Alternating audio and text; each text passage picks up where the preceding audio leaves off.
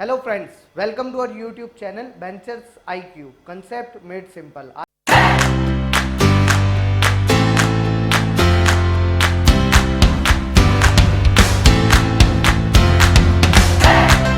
मैं फिर आप लोगों से जुड़ा हूँ कुछ अच्छे और बेहतरीन क्वेश्चन लेके प्रीवियस ईयर के। स्टार्ट करेंगे आज के हमारे फर्स्ट क्वेश्चन से, but don't forget to follow, share and subscribe the channel. Start करते हैं हम। हमारा फर्स्ट क्वेश्चन क्या है? फर्स्ट क्वेश्चन है हमारा, 3 vessel whose capacity are in the ratio of 3:1 are completely filled with milk mixed with water. मतलब क्या कह रहा है ये कि भाई 3 वेसल है अलग अलग कैपेसिटी के, एक की 3 है, एक की 2 है, एक की 1 कैपेसिटी है, ठीक है। वो फिल करे गए हैं, भरे हैं किससे? रेशियो मिक्सचर से। किसका मिक्सचर? मिल्क और वाटर का मिक्सचर है, जिनका रेशियो क्या है? 5:2, 4:1, 4:1, ठीक है। अब आगे क्वेश्चन क्या कह रहा है, क्वेश्चन को समझे, बहुत अच्छा क्वेश्चन है ये।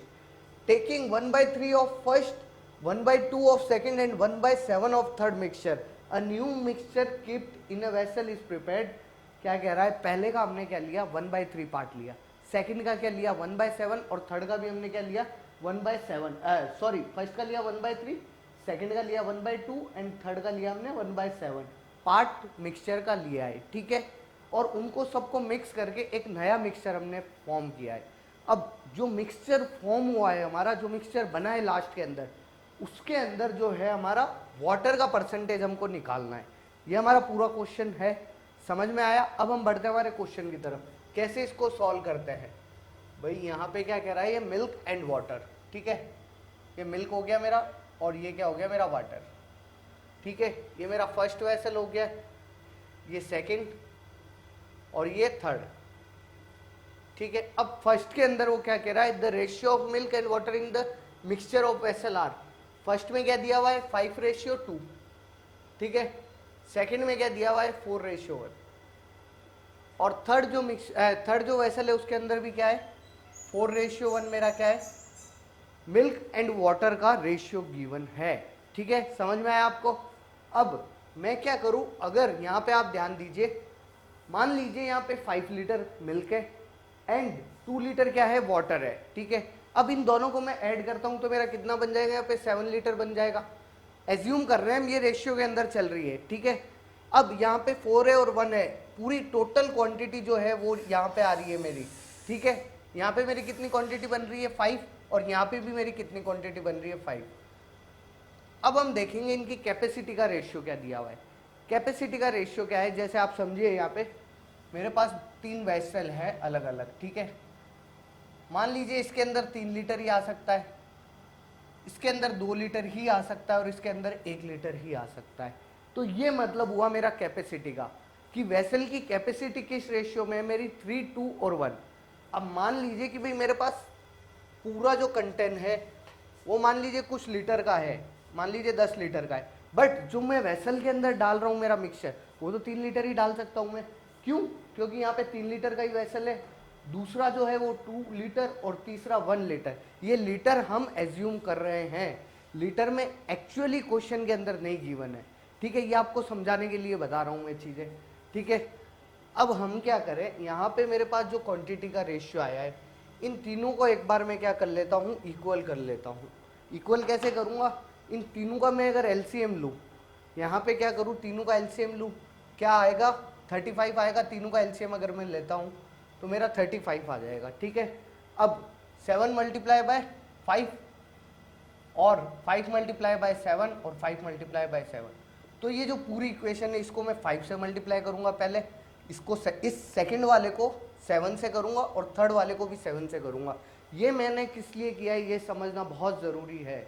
ये चीज़ अगर आपको समझ में नहीं आई तो इस टाइप के क्वेश्चन आप नहीं कर पाओगे, ठीक है।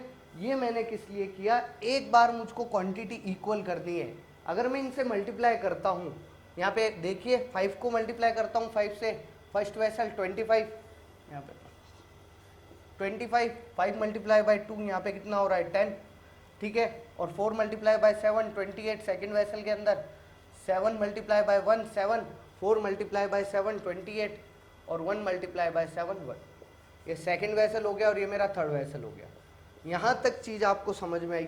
अब ये चीज़ मैंने क्या किया, इन तीनों की क्वांटिटी क्या बन रही है एक बार देखिए आप, 35, 35 और 35, तीनों की मैंने क्या किया, क्वांटिटी इक्वल कर दी है पहले, ठीक है।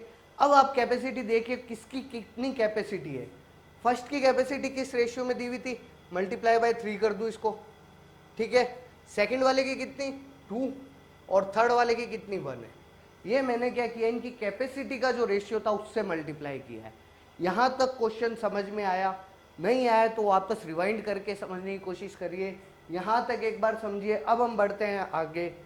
अब आगे क्वेश्चन क्या कह रहा है, टेकिंग 1/3 ऑफ फर्स्ट। अब जो ये मेरा क्वांटिटी यहाँ पे बन गई है, इसको मल्टीप्लाई करने के बाद अब या तो मैं क्या करूं, इसको पहले पूरे से मल्टीप्लाई करूं, फिर वापस उसको जो हम क्वांटिटी ले रहे हैं, क्या ले रहे हैं यहाँ पे, टेकिंग 1/3 ऑफ फर्स्ट, मतलब फर्स्ट की हमको क्या लेनी है 1/3। बट मैं क्या करूंगा, यहाँ पे डायरेक्टली मल्टीप्लाई कर दूं अगर इसको, तो ईजी हो जाएगा, शॉर्ट में हो जाएगा। दोनों तरीके से कर सकते हैं, पहले इसको या तो पूरा मल्टीप्लाई करो, फिर आप वापस 1/3 से मल्टीप्लाई करो। उसकी जगह आप करो यहीं पे मल्टीप्लाई कर दीजिए। यहाँ पे मेरी इसको 35 को मैं 3 से मल्टीप्लाई करता हूँ तो मेरे कितना बन जाता है 105। अब मान लीजिए यहाँ पर 105 लीटर है मेरे पास, बट मुझको इसमें से लेना पूरा नहीं है जब मैं न्यू मिक्सचर फॉर्म कर रहा हूँ। ये चीज़ आपको समझनी पड़ेगी। यहाँ पे वो क्या कह रहा है 1/3 पार्ट ही लेना है मेरे को, ठीक है। तो यहाँ पे क्या मल्टीप्लाई कर दूँ 1/3 से, फर्स्ट जो वेसल है उसमें से मुझको कितना पार्ट लेना है 1/3, ठीक है। और सेकंड वाले में से कौन कितना लेना है 1/2, और थर्ड वाले में से मेरे को कितना लेना है 1/7 पार्ट। अब आप इसको सॉल्व करिए, इसको मल्टीप्लाई करिए सबसे, 3 से 3 कैंसिल आउट हो गया, ये 2 से 2 कैंसिल आउट हो गया, 1/7 पूरे से मल्टीप्लाई होगा। यहाँ पे मेरे पास क्या बचा, इसको मैं ऊपर रफ कर देता हूँ।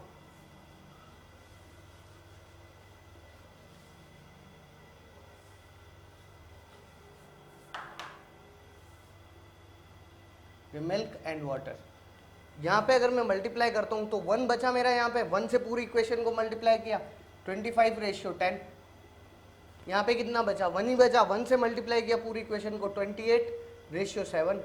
और थर्ड में क्या है 1/7, तो 1/7 से जब मैं इसको मल्टीप्लाई करूंगा तो 28 भी 1/7 से मल्टीप्लाई करूंगा तो यहाँ कितना बचा 7, यहाँ पे मल्टी डिवाइड हो जाएगा ना, मतलब मल्टीप्लाई करेंगे 1/7 से, इसको भी करूंगा और इसको भी करना पड़ेगा, तो ये कितना बचा 4 और यहाँ पे मेरा कितना आ जाएगा 1, ठीक है। अब ये क्या आ चुका है मेरे पास, परफेक्ट रेशियो आ गया तीनों का।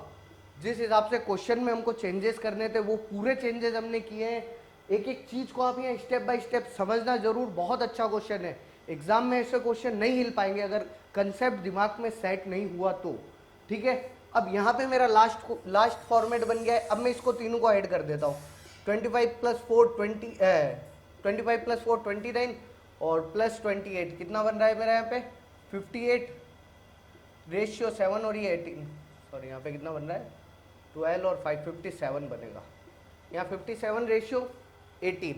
मिल्क मेरा कितना है 57 और वाटर कितना है 18। अब मुझको निकालना क्या था क्वेश्चन के अंदर, the percentage of water in the new mixture. भाई ये नया मिक्सचर है जो फॉर्म होके आया है, इसके अंदर वाटर कितना है मेरा 18 है और इसका परसेंटेज निकालना है, दोनों को ऐड कर दूंगा, ये कितना 15 और ये 75 हो जाएगा। अब इसका मैं क्या निकाल लेता हूँ, परसेंटेज निकाल लीजिए, मल्टीप्लाई, ये गया 3 25 से, 3 और 4 6, ये मेरा क्या आंसर आ गया 24% मेरा क्या आ चुका है, आंसर आ चुका है percentage of water in new mixture. ठीक है, समझ में आया क्वेश्चन।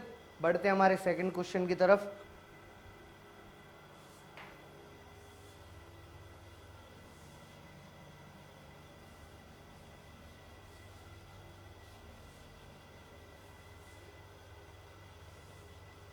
सेकंड क्वेश्चन क्या है मेरा, two car A and B travel from one city to another at speed of 72 km/h and 90 km/h respectively. If car A take 1 hour less than car B take 1 hour less than car A for the journey, then what is the distance? भाई distance निकालनी है।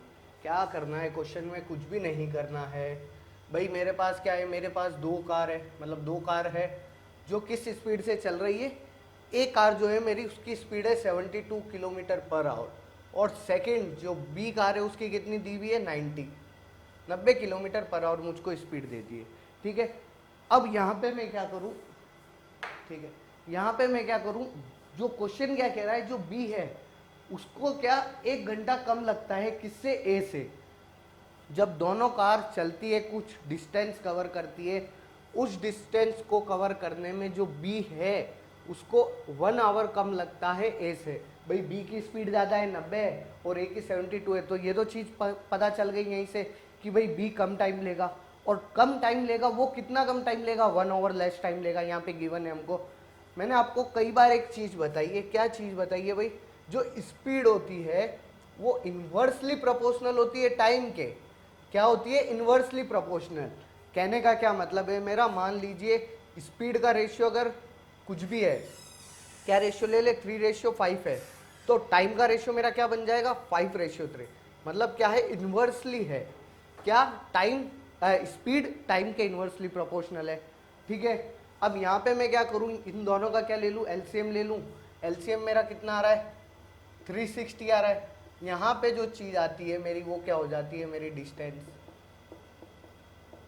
ठीक है, अब LCM कितना आ गया, 360। ऊपर जो चीज आएगी यहाँ पे, जब मैं एलसीएम लूंगा, वो क्या होगी, मेरी डिस्टेंस। बट आप एक चीज ध्यान रखना, यहाँ पे ये एक्चुअल स्पीड दे दी है। इस क्वेश्चन में क्या हो गया है, एक्चुअल स्पीड दे दी है उसने। ठीक है, तो यहाँ पे मेरी जो 360 आ रही है वो एक्चुअल स्पीड हो जाएगी। बट अगर कंडीशन सेटिस्फाई हुई, कौन सी कंडीशन, जब बी है ए से 1 आवर लेस लेगा। कैसे, यहाँ पे तो मेरा क्या आ चुका है, स्पीड, और यहाँ पे क्या आएगा, मेरा टाइम। टाइम कैसे आएगा, डिस्टेंस अपॉन स्पीड कर दूंगा तो टाइम आ जाएगा 360 डिवाइडेड बाय 90, ये 4 आ गया यहाँ पे, और 360 डिवाइडेड बाय 74, यहाँ पे 5 आ गया। अब यहाँ पे क्या हो रहा है, ए और बी के बीच का ये मेरा टाइम आ गया। गैप मेरा क्या है, यहाँ पे 1 आवर आ चुका है। ठीक है, 1 आवर मेरा क्या है, दोनों का गैप आ रहा है। टाइम का रेशियो जो आया है उसका गैप 1 आवर है। और क्वेश्चन में भी मेरे को क्या बोल रहा है कि भाई दोनों का जो डिफरेंस है वो 1 आवर ही आएगा। तो यहाँ पे अगर 1 आवर क्या है, मेरा टाइम का डिफरेंस आ रहा है, तो इसको मैं directly 3 multiply by 4, 90 multiply by 4, 360, जो ऊपर आ रहा है यही मेरा क्या हो जाएगी, डिस्टेंस हो जाएगी 360 किलोमीटर। अच्छा, अब इस क्वेश्चन के अंदर तो आपको पता चल गया कि भाई डायरेक्टली ऊपर एलसीएम आया तो मेरा क्या हो गई, डिस्टेंस। ये इस क्वेश्चन के अंदर हुआ है। बट एक्चुअल में क्या होता है, ऊपर जो चीज आती है वो क्या होती है, वो डायरेक्टली डिस्टेंस नहीं होती है। यहाँ से अपन डिस्टेंस फाइंड आउट कर सकते हैं। मान लीजिए क्वेश्चन में थोड़ा सा चेंज आ गया, एक्चुअल वैल्यू उसने मुझको नहीं दी, क्या करूंगा अब मैं, अब कैसे करूंगा उस क्वेश्चन को। भाई मान लीजिए यहाँ पे तो उसने 72 और 90 दे दी, बट अब अगर उसने क्या किया, कुछ हमारे साथ गेम खेला। क्या गेम खेला, रेशियो दे दिया स्पीड का। भाई रेशियो क्या दे दिया, 81 9 8 जा 8 4, और यहाँ पे क्या कर देता हूँ मैं, 4 और 5 रेशियो दे दिया। स्पीड का क्या रेशियो दे दिया, 4 और 5। ठीक है, अब मैं क्या करूँगा, यहाँ पे मैं फंस गया। अब यहाँ पे क्या होगा, मैं क्या करूँगा, पहले टाइम का रेशियो निकाल लूँगा। कैसे, एलसीएम लीजिए इन दोनों का, कितना आ रहा है 20, यहाँ पे क्या आ गया 5:4 मेरा क्या आ चुका है, टाइम का रेशियो। अब ये मेरे पास गिवन डाटा आ चुका है, बट ये रेशियो में चल रहा है। अब उस जगह क्या होगा, उस क्वेश्चन के अंदर एक वैल्यू ऐसी मुझको मिलेगी जो गिवन होगी। या तो वो ये बोलेगा कि भाई ए जो है वो क्या करता है, मेरा ए 10 घंटे लेता है, वो ये बता देगा डिस्टेंस ट्रेवल करने के अंदर। एक डाटा मुझे, चारों में से एक डाटा गिवन होगा, उस एक डाटा जो डेटा गिवन होगा उसकी हेल्प से मैं कोई भी डाटा इसके अंदर से निकाल सकता हूँ। मान लीजिए यहाँ पर उसने मुझको क्वेश्चन के अंदर क्या दे दिया कि भाई 10 ओवर ए लगाता है पूरी डिस्टेंस कवर करने के अंदर, तो यहाँ पे 2 से मल्टीप्लाई किया, ये कितना आ गया 10 ओवर। अब क्या करूँगा मैं, डायरेक्टली इसको भी 2 से मल्टीप्लाई कर दूँ तो मेरा कितनी आ गई डिस्टेंस, 40 किलोमीटर मेरी डिस्टेंस आ गई। और स्पीड निकालनी हो तो ये कितनी आ गई मेरी, multiply by 2, 8 kilometre per hour मेरी स्पीड आ जाएगी। मतलब क्या है, एक डेटा मुझको गिवन होगा, उसकी हेल्प से मैं रेशियो के अंदर इजीली क्वेश्चन सॉल्व कर सकता हूँ। समझ में आया ये क्वेश्चन। अब आगे बढ़ेंगे हमारे थर्ड क्वेश्चन की तरफ। थर्ड क्वेश्चन क्या है, टाइम एंड वर्क का है। देखिए क्वेश्चन को पढ़िए।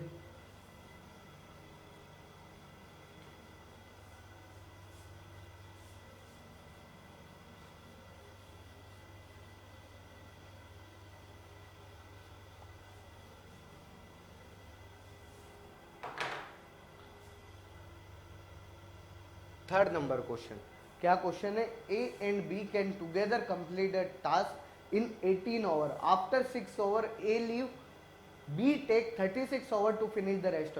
भाई क्या कह रहा है कि भाई कोई काम है, ठीक है, उसको ए और बी दोनों मिलके कितने घंटे में कर लेते हैं, 18 घंटे के अंदर उस काम को कंप्लीट कर लेते हैं. बट एक्चुअल में हुआ क्या, ए और बी ने काम करना स्टार्ट किया और 6 घंटे के बाद में कौन छोड़ के चला गया, हमारा ए लीव्स, ए ने उस काम को छोड़ दिया. अब जो रिमेनिंग वर्क है, जो काम बचा है मेरा, वो किसने कंप्लीट किया, बी ने पूरा किया और उसको लगे 36 आवर उस काम को कंप्लीट करने के अंदर. ठीक है, अब वो पूछना चाह रहा है मतलब ए, अगर A have taken to do the task if he work alone. भाई अगर ए सिंगल के अंदर काम करता, ठीक है, तो उसको कितना टाइम लगता उस काम को कंप्लीट करने के अंदर. क्वेश्चन करते हैं हम. ठीक है, अब क्वेश्चन में क्या कह रहा है कि भाई ए और बी मिलके किसी काम को कितने में करते हैं, 18 आवर में. बट दोनों ने मिलके कितने टाइम काम किया है, 6 आवर. अब यहाँ पे आप देखिए एक चीज, 6 आवर अगर उन्होंने काम किया है तो उस काम का कितना हिस्सा कंप्लीट किया होगा, मतलब फ्रैक्शन ऑफ वर्क जो है वो कितना कंप्लीट किया है. 18 ओवर टोटल वर्क था और उन्होंने कितने ओवर काम किया, 6 ओवर. तो मतलब उन दोनों ने मिलके 1/3 जो फ्रैक्शन ऑफ वर्क है वही कंप्लीट किया. मतलब अगर 3 काम था तो उन्होंने एक काम ही पूरा किया है. अब काम कितना बचा है, 2. मतलब फ्रैक्शन ऑफ वर्क मेरा कितना बचा, 2/3 बचेगा यहाँ पे. उस 2/3 फ्रैक्शन ऑफ वर्क को किसने कंप्लीट किया, बी ने. और उसको कंप्लीट करने के लिए उसको कितना टाइम लगा, 36 आवर. यहाँ पे चीज आपको समझ में आई. भाई 1/3 जो है वो तो ए और बी ने मिलके कंप्लीट कर लिया है. अब 1/3 कैसे आया कि भाई टोटल काम तो वो 18 आवर के अंदर कंप्लीट कर देते थे, बट उन्होंने वर्क कितने आवर किया, 6 आवर. तो मतलब 1/3 काम तो उन्होंने कंप्लीट कर दिया. अब यहाँ पे बी की बात करें हम, बी को कितना काम करना रहा, 2/3. 2/3 काम बी करेगा कितने ओवर के अंदर, 36 ओवर के अंदर. तो अगर उस पूरा काम अगर बी से करवाना है, मतलब एक काम करवाना है, पूरा का पूरा काम अगर बी से ही करवाना है, तो मैं क्या करूँ, बी से अगर पूरा काम करवाना है तो 36 मल्टीप्लाई बाय 3/2. यहाँ पे 1 वर्क हो जाएगा. मतलब पूरा जो काम है वो अगर बी करता है तो उसको कितने दिन लगेंगे, इसको में 3 इधर चला जाएगा और 2 अपॉन में आ जाएगा. यहाँ पे कितना हो गया, कट गया. 18 मल्टीप्लाई बाय 3 मेरे पास कितना आ गया, 54 आवर्स किसको लगेंगे, सिर्फ बी को काम करने में. अगर बी को कितना टाइम लगेगा, 54 आवर्स काम करने के अंदर. अब क्वेश्चन क्या पूछ रहा है हमसे, भाई ए को कितना टाइम लगा. यहाँ तक चीज समझ में आ गई. यहाँ से हमने क्या निकाला है अभी तक, बी को कितना टाइम लगेगा. अब बी का टाइम आ चुका है. अब यहाँ पे हम क्या निकाल लेंगे, एफिशिएंसी. एफिशिएंसी कैसे निकालेंगे, दोनों का एलसीएम ले लीजिए. दोनों का एलसीएम कितना आ रहा है, 54 आ रहा है. ठीक है, 18 कितनी बार गया, ये 3 बार, और ये कितना आ गया मेरा, 1 टाइम. अब यहाँ पे आप ध्यान दीजिए, भाई दोनों मिलके जब काम कर रहे हैं, एफिशिएंसी का मतलब क्या हुआ, एक दिन में कितना काम किया.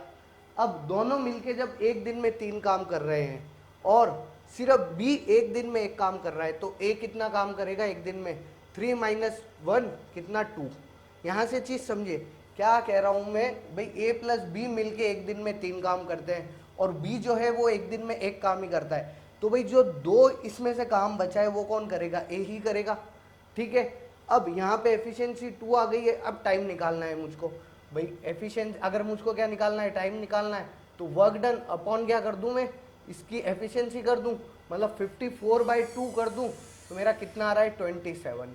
एक कितने दिन में उस पूरे काम को करेगा, 27 डेज लगेंगे एक को पूरा काम करने के लिए. ठीक है, यहाँ तक समझ में आया. हमारा क्या है, ऑप्शन नंबर डी करेक्ट होगा. अब बढ़ते हैं हम हमारे नेक्स्ट क्वेश्चन की तरफ. नेक्स्ट क्वेश्चन क्या है, पढ़िए आप लोग.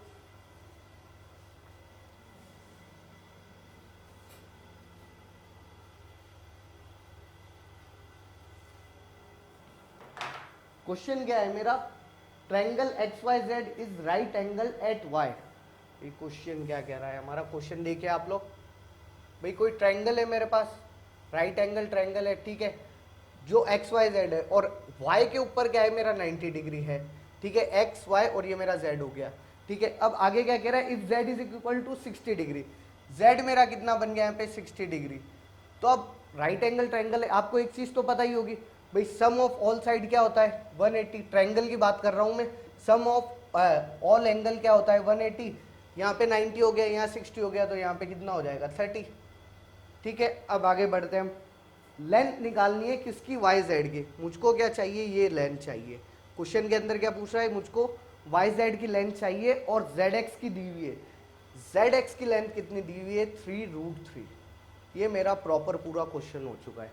अब इसको सॉल्व कैसे करेंगे हम, मैंने आपको कई बार एक चीज़ बताई है, आज फिर देखिए आप लोग।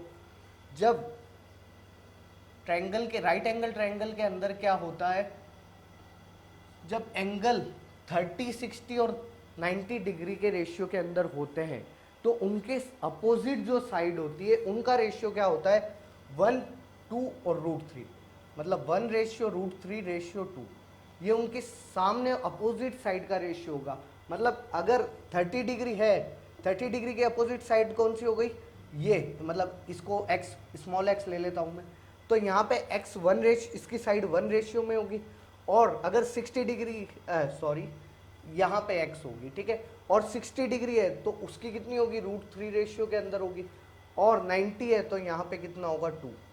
अब आप एक चीज समझिए, यहाँ पे जो 3√3 मुझको गिवन है वो किस साइड, किस एंगल के अपोजिट है, 90 डिग्री के अपोजिट है। मतलब क्या, यहाँ पे 2 अगर है, जो मेरा 3√3 है वो किसके इक्वलेंट होगा, अगर 2 के, ठीक है। और मुझको निकालना क्या है, वाई जेड चाहिए। वाई जेड किसके अपोजिट है, 30 डिग्री के। 30 डिग्री के अपोजिट कौन सी है, वाई जेड। मतलब मेरा एक्स जो मुझको चाहिए वो किस रेशियो में होगी, 1 रेशियो के अंदर होगी। तो मल्टीप्लाई बाय 1, मेरा आंसर क्या आ गया, 3√3/2। आंसर क्या होगा हमारा, 3√3/2। ऑप्शन नंबर ए करेक्ट होगा। वापस ध्यान दीजिए एक बार, जब भी 30, 60 और 90 के अंदर किसी राइट एंगल ट्रायंगल का रेशियो होता है, एंगल का रेशियो, तो उनकी साइड का रेशियो क्या होगा, मतलब साइड का रेशियो 1/√3:2 होगा। अब साइड कौन सी लूंगा, जब मैं बोलता हूँ 30 डिग्री तो उसके अपोजिट वाली साइड होगी 1, और जब मैं बोलता हूँ 60 डिग्री तो अपोजिट वाली साइड √3 रेशियो के अंदर होगी ये, और 90 डिग्री तो अपोजिट साइड मेरी होगी 2। तो ये रेशियो जो बन रहा है 30, 60 और 90 एंगल का बन रहा है, अपोजिट साइड इनकी जो है उसका बनेगा, ठीक है। अब बढ़ते हैं हमारे अगले क्वेश्चन की तरफ। क्वेश्चन क्या है मेरा, भाई क्या है कि साइन 21 डिग्री, कोई ट्रायंगल है उसके अंदर क्या है, राइट एंगल ट्रायंगल है, साइन 21 डिग्री क्या गिवन है मेरा, x/y, ठीक है। अब आपको पता है साइन क्या होता है मेरा, परपेंडिकुलर अपॉन हाइपोटेनियस। यहाँ से आपने बचपन से पढ़ा है, PVP/HHP। भाई क्या होता है, पंडित बद्री प्रसाद हरर बोले, बचपन से पढ़ते आ रहे हो ये चीज़ें आप, ठीक है। अब यहाँ पे मुझको क्या है, परपेंडिकुलर है, हाइपोटेनियस है। अब निकालना क्या है मेरे को, सेक 21 डिग्री माइनस साइन 69 डिग्री, ठीक है। ये मुझको इसकी वैल्यू फाइंड आउट करनी है। अब यहाँ पे एक चीज़ ध्यान रखिए, आपको परपेंडिकुलर गिवन है, हाइपोटेनियस गिवन है, कमी किसकी है मेरे पास, बेस की। अब बेस निकालना क्यों जरूरी है, क्योंकि सेक क्या होता है मेरा, hypotenuse upon base, minus sine क्या होता है मेरा, परपेंडिकुलर अपॉन हाइपोटेनियस, वो तो हमको गिवन है। अब हम बात करें बेस कैसे निकालेंगे, पाइथागोरस थ्योरम लगेगी इसके अंदर। पाइथागोरस थ्योरम आपको पता होगा, हाइपोटेनियस स्क्वायर माइनस, एक्चुअल में होती क्या, hypotenuse square equal to perpendicular square plus base square. यहाँ से परपेंडिकुलर को मैं इधर भेजूँ तो बेस इधर आ जाएगा और अंडर रूट हो जाएगा, ठीक है। क्या आएगा यहाँ पे, हाइपोटेनियस स्क्वायर, हाइपोटेनियस क्या है मेरा, वाई, ठीक है, Y square minus perpendicular square X square, ये मेरा क्या आ गया है, बेस।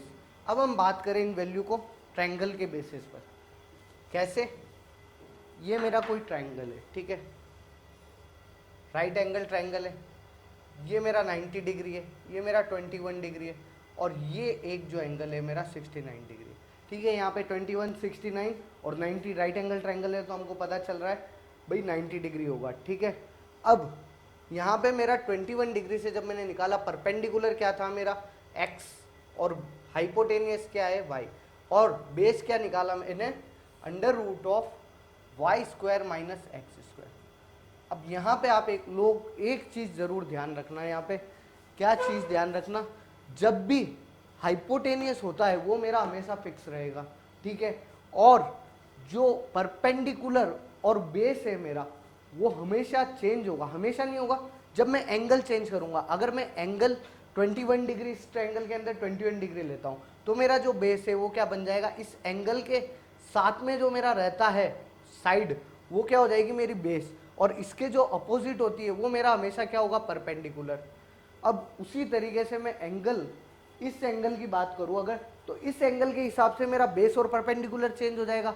मेरा बेस क्या हो जाएगा, बेस जो एंगल के साथ में मेरी साइड है वो मेरी बेस हो जाएगी यहाँ पे, अगर 69 डिग्री मैं एंगल लेता हूं तो। और परपेंडिकुलर जो है मेरा वो under root of Y square minus x square हो जाएगा। ये चीज़ आप ध्यान रखना। अब मुझको वैल्यू किसकी निकालनी है, सेक 21। अब सेक क्या होता है मेरा, हाइपोटेनियस अपॉन बेस। हाइपोटेनियस मेरा क्या है, y, और बेस क्या है मेरा, अगर मैं 21 डिग्री एंगल की बात करूं तो under root of Y square minus x square. ठीक है, माइनस, अब मैं क्या पकड़ू, 69। साइन मेरा क्या होता है, परपेंडिकुलर अपॉन हाइपोटेनियस। अब अगर 69 के हिसाब से बात करूं मैं, तो मेरा परपेंडिकुलर क्या होगा, इसके जस्ट अपोजिट, और परपेंडिकुलर क्या है मेरा यहाँ पे, इसके अपोजिट कौन सी साइड है, ये वाली, और ये वाली साइड की वैल्यू मेरी क्या है, परपेंडिकुलर की under root of Y square minus x square. अभी मैंने आपको यही चीज़ बोली थी, हाइपोटेनियस मेरा हमेशा कॉन्स्टेंट y। जब हम एंगल चेंज करेंगे, एंगल दूसरा लेंगे, उसके अपोजिट साइड वाला परपेंडिकुलर होगा। ठीक है, उसी हिसाब से मैंने यहाँ पे इनकी वैल्यू पुट की है। अब इनका एलसीएम ले लीजिए, y under root of Y square minus x square मेरा क्या गया, एलसीएम। यहाँ पे अगर मैं बात करूँ तो मेरा क्या बन जाएगा, ऊपर वाई स्क्वायर माइनस ये y cancel out, under root of Y square minus x square का होल स्क्वायर हो जाएगा।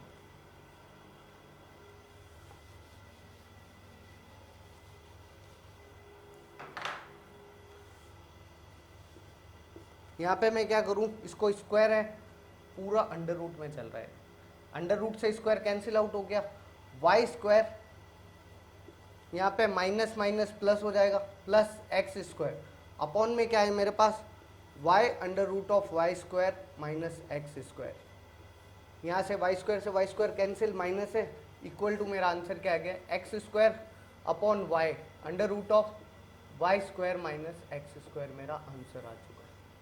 ठीक है, ऑप्शन नंबर क्या होगा हमारा, x square upon y under root of Y square minus x square, A option number मेरा राइट होगा। ठीक है, आज के लिए इतना ही, मिलते हैं दोबारा, तब तक के लिए बाय बाय, टेक केयर।